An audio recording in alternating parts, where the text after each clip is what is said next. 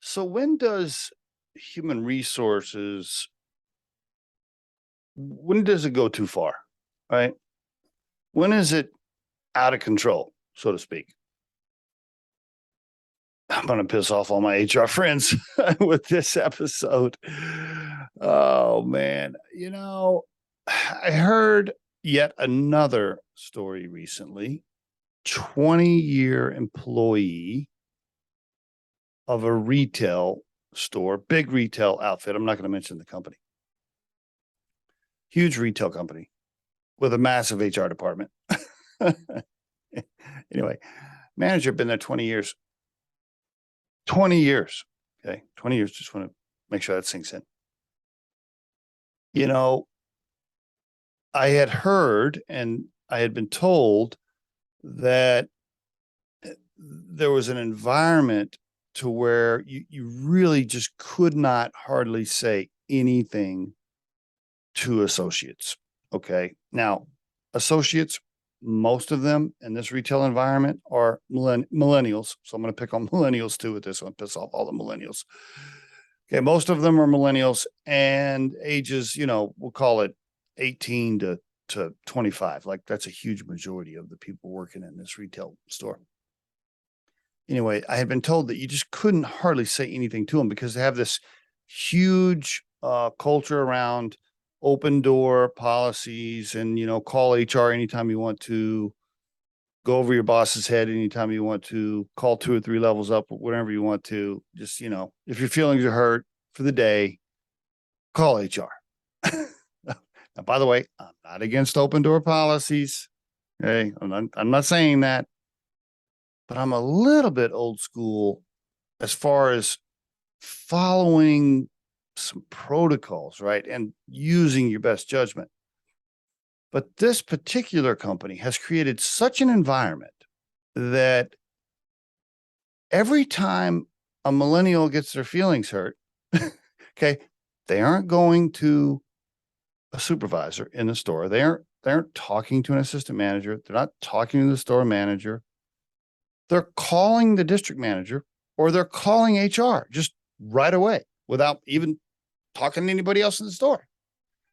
And then HR from corporate offices gets involved and calls the store manager, and the store manager's like, yeah, I talked to Sally about not working fast enough in the back room on stock and told her to get off of her phone.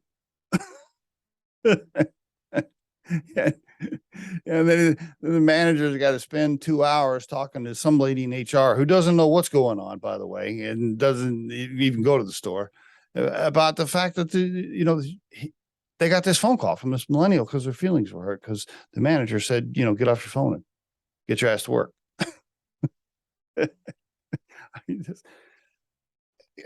I started in retail back in the 80s. I managed stores in the 90s. I was district manager in the late 90s, early 2000s. I mean, I can't even remember a time. And I hired hundreds of people, thousands of people work for me. I can't even remember a time where an associate level would like go over the store manager and district manager's head without at least talking to them first.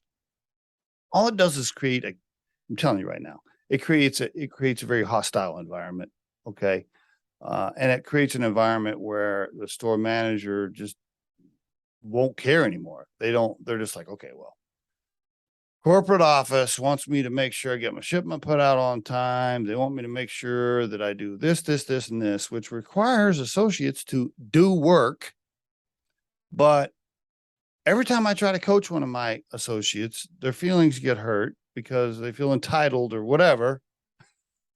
And they're going to make a phone call and then I got to deal with this HR crap. Okay.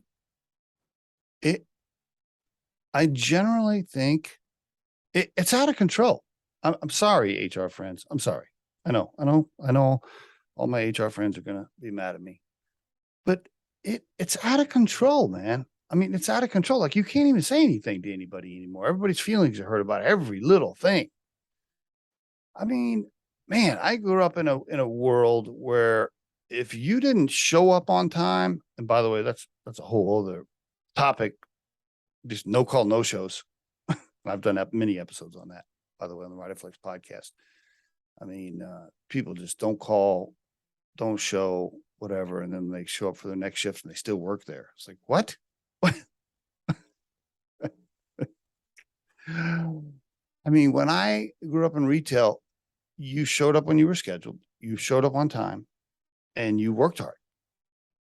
If you didn't, you didn't work there anymore. And guess what? The boss was gonna say something to you. He was gonna say, "Hey, man, get your ass to work. Like, stop talking. Get off your phone. Don't sit on the counter. Okay, move faster. You're moving too slow. Whatever." Yeah, I mean, that was the environment, and it was expected. The expectation was, if Fred, I always say Johnny, I don't know why I just said Fred. If Johnny was upset, Johnny was expected to go to their immediate supervisor first and give the immediate supervisor the benefit of the doubt, at least to try and resolve or fix the situation before they just made a phone call 4 levels up. I mean, it's a respect factor, right? Like, let me give you an example.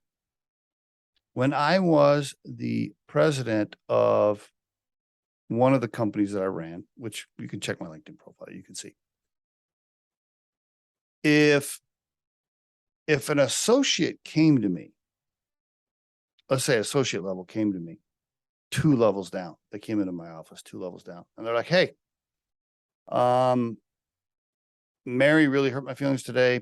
Mary's mean to me, blah, blah, blah." And the associate's telling me this. Johnny's telling me this, the associate. Guess what my first question was to Johnny? My first question was, "Have you talked to Mary about it, your immediate supervisor?" "Oh, you haven't? You haven't talked to Mary at all? Okay, well, do that first." Okay. Give Mary a chance to resolve it. If Mary can't resolve it, then you go to Mary's boss, okay, who's Fred. Talk to him about it. If you've used good judgment and talked to the right people and followed chain of command and good protocols, giving these people the chance to fix it, right, which is what they're paid to do, is take care of stuff like this, then by all means, come to my office and I'll try to fix it for you. I'm not saying I don't have an open door policy. I just want you to give some respect to those other folks, right? At least talk to them first. I mean, they may not even know you're upset. Anyway, my point of this entire episode is I heard about this guy that had been there 20 years. Some millennial associate level people called HR, okay, complained about some things. He didn't even know they were upset about it. You know why? Because they never said anything. They just called HR. Next thing you know, like, HR and VPs are in the store, and the store manager was like, "What the hell's going on?" And by the way, even if the store manager had messed up, even if the millennials did have a legitimate complaint, he had been there 20 years. Okay. Unless there's like theft or sexual harassment or something huge, you kind of give the store manager the benefit of the doubt, don't you? You slap him on the wrist and say, "Okay, hey, don't do that anymore," etc. You don't just term the guy. Come on, man. Anyway, I think HR is out of control on some of this stuff. It needs to, I don't know. What's a good line? There's a good line in the movie. It's called, what the guy says, "You better check yourself before you wreck yourself." Some of these HR departments need to do that, man. You need to get a grip on reality. There is your Riderflex rant of the day.